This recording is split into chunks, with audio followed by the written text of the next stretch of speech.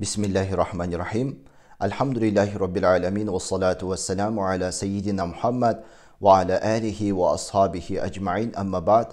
Assalamu alaikum ve rahmatullahi ve barakatuh.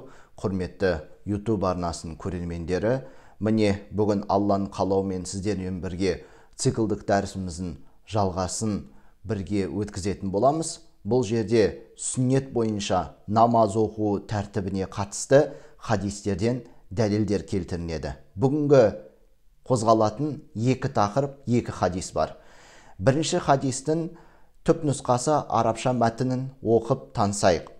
عن عبد الله بن عمر رضي الله عنهما قال من سنة الصلاة أن تنصب القدم اليمنى واستقباله بأصابعها القبلة والجلوس على اليسرى деп келеді.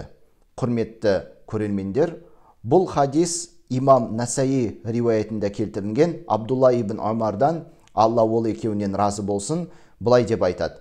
Негізінде сол аяқтың үстіне отырып, он аяқты тік қойып, саусақтарын қыбла жаққа қаратудың өзі, оның барлығы негізінде сүннет болып табылады дейді. Яғни намазды сүннет бойынша орындаудың үлгісі мынау ташахудте отырған кезінде, соңғы отырыс деп айтады ғой, ташахуд деп айтады. Немесе 4 ракағаттың екінші ракағатында және 4 ракағаттың 4-ші ракағатында 3 ракағаттық намаздың екінші және 3-ші ракағаттың соңғы екі сәждеден кейін отыратын отырыста сол аяқтың үстіне отырады екенбіз, ал оң аяқты тіке қойып, саусақтарын қыбла жаққа қарату, міне бұл отырыс сүннет. Міне сондықтан осы хадис бізге дәлел болады. Сол хадиске сәйкес біз намазымызды орындайды екенбіз. Ал келесі хадисте, құрметті көрермендер, ол жерде وَفِي حَدِيثِ أَبِي حُمَيْدِ السَّامِدِ أَنَّهُ ذَكَرَ صَلَاةَ رَسُولِ اللَّهِ صَلَّى اللَّهُ عَلَيْهِ وَسَلَّمَ في جمع من صحابة رسول الله صلى الله عليه وسلم فقال ثم كبر فسجد ثم كبر فقام ولم يتورك деп келеді. Бұл хадис, құрметті ағайын, оны Абу Дауд Ибн Хиббан риуаятында келтірілген хадис. Сондай-ақ Ибн Хаджар рахимахулла осы хадиске қатысты мынандай үкім берген. Бұл хадис сахих жолмен жеткен дұрыс хадис болып табылынады деп айтқан болатын.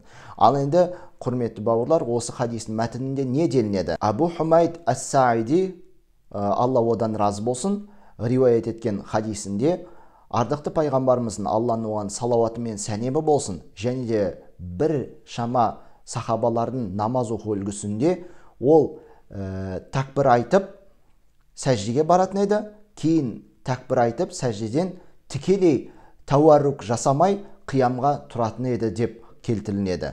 Тауарук дегеніміз, құрметті көрермендер, ол бірінші және үшінші ракағатта сол аяқтың үстіне отырып, он аяқты тіке қойып, сәл кідіріп, кейін барып қиямға тұру дегенді тауарук деп айтады.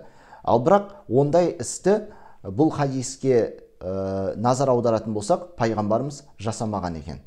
Және осы хадисті дәлел ретінде Ханафи мазхабы және Малики мазхабы дәлел ретінде пайдаланады және намазының үлгісінде тауарук жасамастан сәждеден кейін тікелей қиямға барады.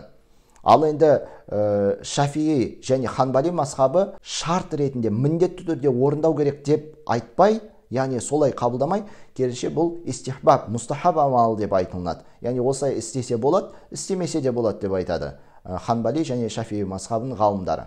Сондай-ақ Ханбали және Шафии мазхабында рұқсат етушілер бұған мынандай бір ескертулер жасайды. Ардықты пайғамбарымыз, Алланың оған салауаты мен сәлемі болсын, өмірінің соңғы сәттерінде, жасы кәрілікке жеткен сәтінде осылай жасаған туралы ғалымдар, хадистанушылар ескертіп айтады. Яғни пайғамбарымыз, Алланың оған салауаты мен сәлемі болсын, жасы кәрілікке жеткен кезінде тауарук жасайтын еді деп ғалымдарымыз түсіндіріп айтады.